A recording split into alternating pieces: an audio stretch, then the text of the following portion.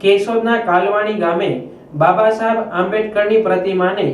નુકસાન કરનાર એક શખ્સની અટકાયત, અન્ય બે નામ ખોલતા ધોરણસર કાર્યવાહી હાથ ધરાઈ છે। કેશોદના કાલવાણી ગામે હોળીની રાત્રિના કોઈ અજાણ્યા શખ્સોએ ડોક્ટર બાબા સાહેબ આંબેડકરની પ્રતિમા ઉપરથી ફૂલહાર તોડી અને પ્રતિમાને ખંડિત કરવાનો પ્રયત્ન કર્યો હતો। આ ઘટનાના પગલે પોલીસે અજાણ્યો શખ્સ વિરુદ્ધ નોંધેલ ફરિયાદના આધારે તપાસ હાથ ધરતા એક શખ્સની ધરપકડ કરી હતી, જ્યારે તપાસમાં અન્ય બે શખ્સોના નામ ખુલવા પામતા ધોરણસરની કાર્યવાહી હાથ ધરી છે। આ ઘટના અંગે મળતી વિગત મુજબ કેશોદના કાલવાણી ગામે હોળીની મધ્યરાત્રિએ કોઈ અજાણ્યા શખ્સે ગામમાં આવેલ બાકડા સહિત ઘણી મિલકતને નુકસાન પહોંચાડ્યું હતું, જેમાં ડોક્ટર બાબા સાહેબ આંબેડકરની પ્રતિમા ઉપરથી હાર તોડી નાખી ફેંકી દીધો હતો અને પ્રતિમાને નુકસાન પહોંચાડવાનો પ્રયત્ન કર્યો હતો। આ ઘટનાની રતિલાલ ખેતાભાઈ પાતર નામના વ્યક્તિએ ફરિયાદ નોંધાવતા પોલીસે અજાણ્યા શખ્સ વિરુદ્ધ ગુનો નોંધી તપાસ હાથ ધરી હતી। આ તપાસમાં પોલીસે કાલવાણીની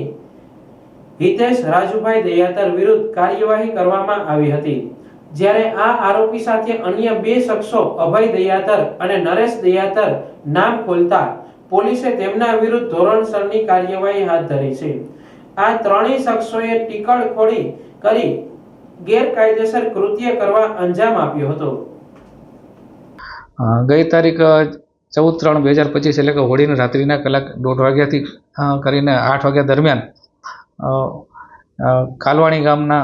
ખાતે જે ડૉક્ટર બાબા સાહેબ આંબેડકરનું જે સ્ટેચ્યુ હતું, ત્યાં સ્ટેચ્યુના જે ઉપર જે ફુલાર ચડાવેલા હતા તે ફુલાર કોઈ કાઢીને ફેંકી દીધેલા, તેમજ તેઓની સ્ટેચ્યુને કોઈ પથ્થરનો ઘા કરી અને નુકસાન પણ થયેલું હતું, જે અંગેની રતિલાલભાઈ ખેતાભાઈ પાતર નામની વ્યક્તિએ ફરિયાદ આપતા કેશોદ પોલીસ સ્ટેશને ગુનો દાખલ કરી આગળની તપાસ હાથ ધરેલી અને તપાસ દરમિયાન હિતેશ રાજુ દયાતર રહેવાસી કાલવાણી વાળા વિરુદ્ધ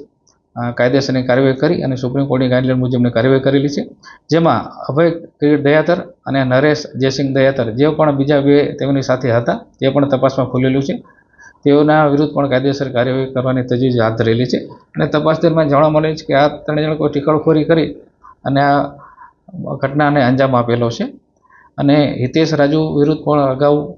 મારામારીનો બનાવ દાખલ થયેલો છે, ગુનો દાખલ થયેલો છે, તેવી પણ હકીકત જાણવા મળેલી છે।